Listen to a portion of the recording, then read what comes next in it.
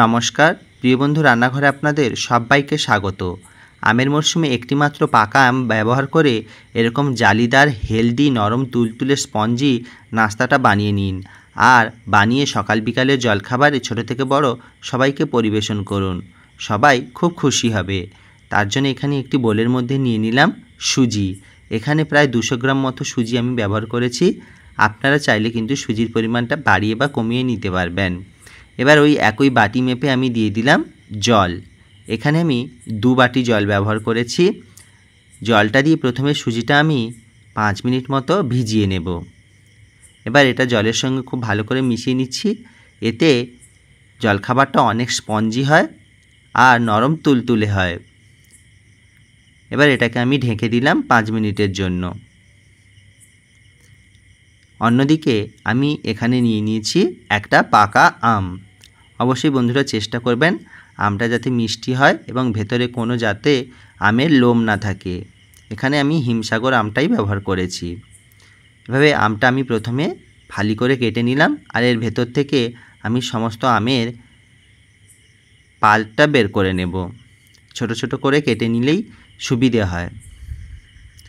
আমের পরিমাণটা খুব বেশি দিলে আবার জলখাবারটা খেতে খুব ভালো লাগে না আর বানাতেও সমস্যা হয়। এইভাবে এর ভেতর থেকে আমি ছোট ছোট করে আমগুলো কেটে বের করে নিচ্ছি। একদম নরম তুলতুলে আম হলে কিন্তু এটা আবার ভালো হয় না। এইভাবে ধীরে ধীরে সমস্ত আমগুলো আমি বের করে নিচ্ছি। এখনও পর্যন্ত যে সমস্ত বন্ধুরা আমার ভিডিওটা দেখছো, যদি ভিডিওটা ভালো লেগে থাকে অবশ্যই লাইক, কমেন্ট, শেয়ার করবেন এবং চ্যানেলটা সাবস্ক্রাইব করবেন এরকম নতুন নতুন জলখাবারের রেসিপির জন্য। সমস্ত আমগুলো আমি বের করে নিয়েছি আর আটিটাও ফেলে দিয়েছি। এদিকে দেখুন আমার সুজিটা অনেকটাই কিন্তু আগের থেকে জলটা টেনে নিয়েছে আর ফুলে ডবল হয়ে গেছে। দেখুন একটিও কিন্তু জল নেই, অনেকটাই একদম বেশিরভাগ জলটাই শুকিয়ে গেছে। এবার ভেজানো সুজিটা আমি একটি মিক্সচারের জারের মধ্যে নিয়ে নিচ্ছি।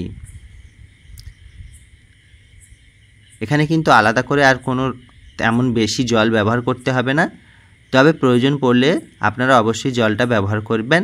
এবার কেটে রাখা আমগুলো এর মধ্যে আমি দিয়ে দিলাম। এবার দিয়ে দিলাম 2 চামচ ময়দা। খুব বেশি ময়দা নয়, একদম মেপে মেপেই 200 গ্রাম সুজির জন্য আমি 2 চামচ ময়দা ব্যবহার করেছি। এবার এর মধ্যে দিয়ে দিলাম সামান্য পরিমাণ চিনি। যারা মিষ্টি বেশি খেতে পছন্দ করেন আপনারা চাইলে মিষ্টির পরিমাণটা বাড়িয়ে দিতে পারেন। এবার এটাকে খুব ভালো করে পেস্ট করে নিয়েছি, একদম স্মুথ করে। দেখুন একদম সুজি বলে বোঝাই যাচ্ছে না আর ব্যাটারটা কতটাই স্মুথ হয়েছে। এবার এটাকে আমি আবারও একটা বোলের মধ্যে ঢেলে নিচ্ছি। ব্যাটারের ঘনত্বটা কিন্তু একটু গাঢ় রয়েছে। এবার এটাকে অল্প একটু জল দিয়ে আমি আবারও পাতলা করে নেব। এবার দিয়ে দিলাম স্বাদ মতো লবণ, দিয়ে অল্প একটু জল দিয়ে এটাকে খুব ভালো করে আবারও একটু ফেটিয়ে নিচ্ছি আর ব্যাটারের ঘনত্বটা একটু পাতলা করে নিচ্ছি। ব্যাটারের ঘনত্বটা আপনাদের বুঝেই দিতে হবে জল, খুব বেশি পাতলা করলে আবার হবে না। এখানে আমি প্রায় সুজি ভেজানোর সময় 2 বাটি জল আর এখানে 1 বাটি জল ব্যবহার করেছি।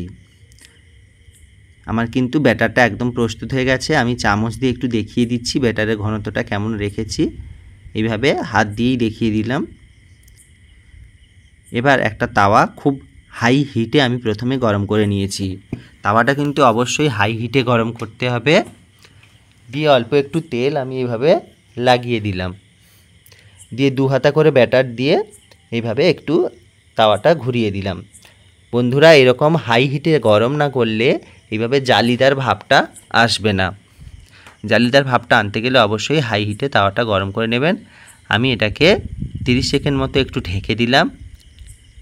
দেখুন কালারটা কতটা চেঞ্জও হয়ে গিয়েছে আর সাইড থেকে কিন্তু একদম ছাড়তে শুরু করেছে। খুব সহজেই কিন্তু তাওয়া থেকে উঠে আসে, একটুও লেগে যাবে না বা জড়িয়ে যাবে না। দেখুন কতটা স্মুথভাবে এটা তাওয়া থেকে উঠে আসছে। এভাবে আমি আবারও একটা বানিয়ে দেখিয়ে দিচ্ছি। একবার তেল দিলে কিন্তু 2-3 বার আর তেল দিতে লাগবে না। আর একদম পিওর ননস্টিক হলে তো তেল ব্যবহারই করতে হবে না। তেল ছাড়াই এই জলখাবারটা বানিয়ে নিতে পারবেন। যতবারই নতুন করে ব্যাটার দেবেন তাওয়াটা কিন্তু খুব ভালো করে গরম করে নিতে হবে। একই প্রসেসে আমি আবারও বানিয়ে দেখিয়ে দিচ্ছি। এটা কিন্তু খালি মুখেও খাওয়া যায়, কোনো কিছুর সাথে খেতে পারেন।